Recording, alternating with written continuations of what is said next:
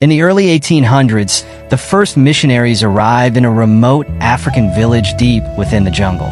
The two men, Reverend Samuel and Brother John, had traveled for months by boat and on foot, determined to spread their faith to a land they knew nothing about.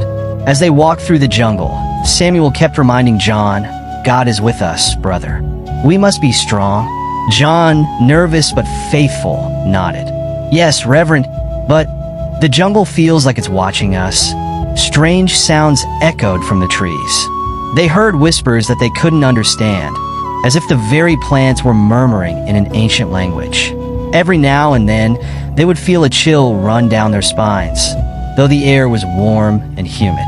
When they finally arrived at the village, the people greeted them in silence. The villagers' eyes were hollow, their faces marked with white paint and strange symbols. An old woman, draped in red and black cloth, approached them. She looked deeply into their eyes, as if peering into their souls. "Welcome," she said in broken English. "You are strangers here?" "Yes," Samuel replied with a smile, his voice full of hope. "We bring you the light of God." But the old woman only shook her head, her gaze dark and unsettling. "In this place, there is another spirit." The two men felt a shiver, but they forced themselves to stay calm. That night, the villagers offered them a small hut to rest. Samuel and John prayed together, trying to keep their fear at bay. Later that night, as they slept, strange chants began outside their hut. Deep, haunting voices filled the air, growing louder with every passing minute. John stirred, opening his eyes wide in panic. "Reverend," he whispered, shaking Samuel awake. "Do you hear that?" Samuel sat up, listening. "It's just a ritual," he reassured John, though his voice wavered. "They have their own traditions. We must be respectful." But the chanting grew louder and fiercer, until it was nearly deafening. Suddenly, they heard footsteps approaching their hut. The door creaked open, and several villagers stood there, their faces blank and their eyes wide, as if they were in a trance. "The spirits demand your presence," one of them whispered. The two men, too afraid to argue, followed the villagers through the dark jungle, which seemed to close in around them with each step. They arrived at a huge tree, its roots twisted and blackened, stretching into the earth like claws. The old woman from earlier stood there, her hands raised toward the tree. "This is the Tree of Shadows," she said, her voice low and cold. "It is hungry." Samuel tried to speak, but his voice caught in his throat.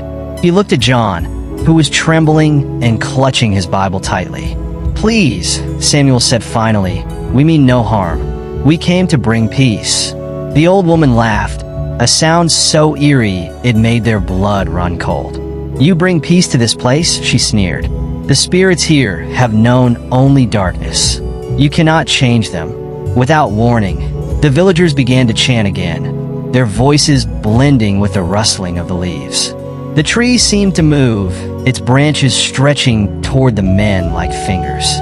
The air grew thick, and the ground under their feet felt as though it was pulsing alive. "Reverend, I don't want to be here anymore," John whispered, his voice shaking. Before Samuel could respond, he felt something cold wrap around his ankle.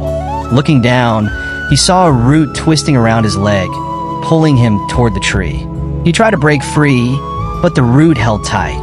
"Let us go," Samuel shouted, fear overtaking him. The old woman only watched, her face emotionless. "You should never have come here," she said. "The Tree of Shadows takes what it wants." John tried to run, but another root wrapped around him, dragging him closer to the tree.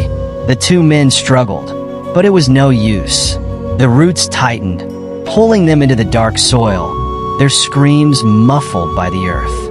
As the jungle swallowed them, the chanting stopped. The villagers turned away in silence, as if nothing had happened. The old woman placed her hand on the tree and whispered, "It is done." The next morning, there was no trace of Samuel or John. Only the dark, twisted tree stood there, its roots appearing thicker, as if it had feasted well. The villagers knew that they would never speak of the men who came from a faraway land again. And if anyone else ever came to the village, they would find only silence and the cold, haunting presence of the Tree of Shadows, waiting to claim its next visitors.